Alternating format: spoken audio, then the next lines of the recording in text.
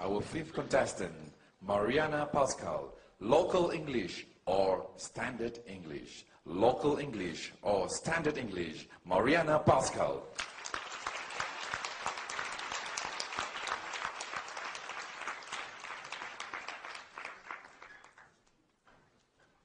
Well, many years ago, my daughter, who is half Chinese, attended a local kindergarten in Johor Bahru.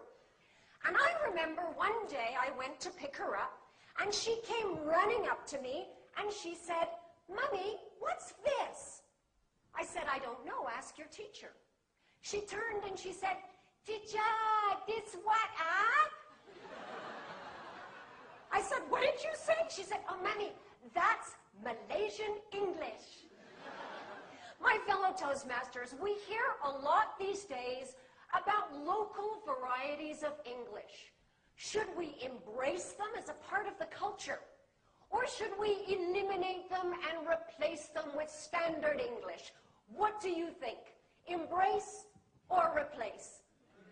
Yes, I love the local English here. It is the most colorful English in the world.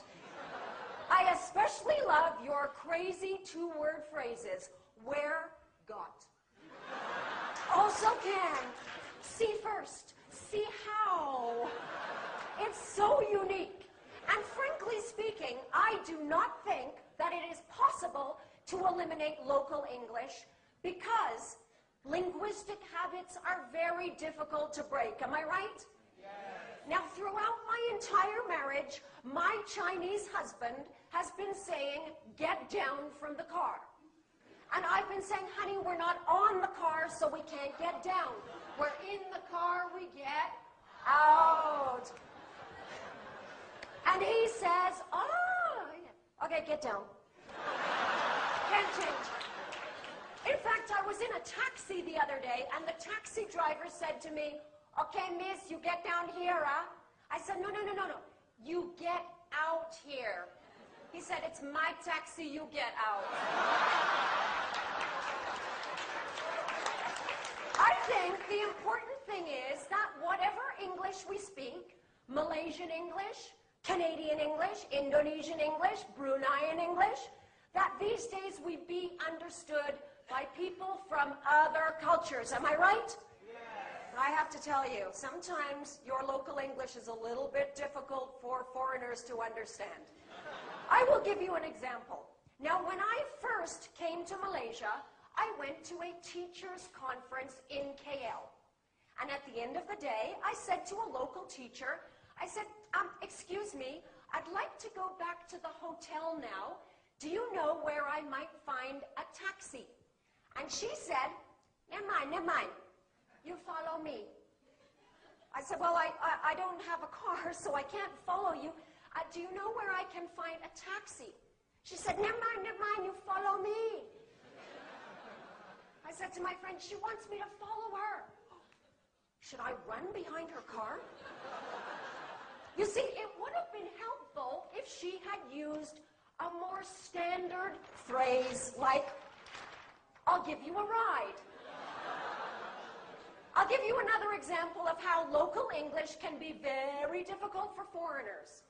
Now, my British friend Jolene came to Malaysia to work in a restaurant. And on her very first day, the manager asked her to make fruit juice. So he gave her some fruit, and he gave her a blender.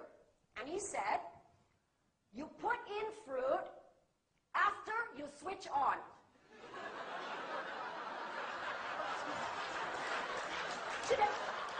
Excuse me, I put in the fruit after I switch it on.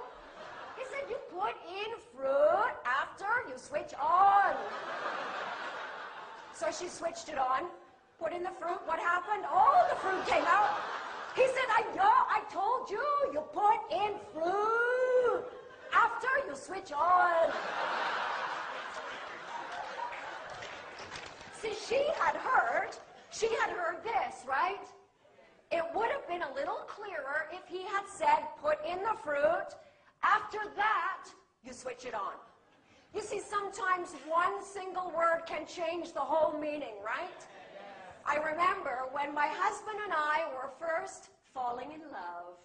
I remember this one evening that was so romantic. Now, my husband's English was not very good at that time. And this was the night he was going to propose. We were dancing. It was so romantic. We just looked at each other. And he said in the most gentle voice,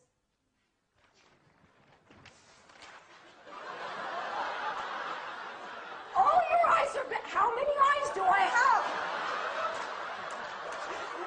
I felt like an alien. It was not romantic. There was no proposal that night. Now, sometimes one single letter can change the entire meaning of what you're trying to say, right? My 17-year-old student, Chai Shen, had just come back from England. And she said to me, "Teacher, in England, many people very stupid." I said, "What do you mean?" She said, "I fly to London. My skin very dry. My eyes very itchy. I go to information. I say, 'Excuse me, where can I find ice cream?' He sent me to McDonald's. Very stupid." So where does this leave us with local English? Well, this is what I say. Yes, we need standard English because we must be able to communicate with people from other cultures. But what a terrible shame it would be to lose the beautiful, colorful, vibrant local English. So I say both also can, love. Back to you.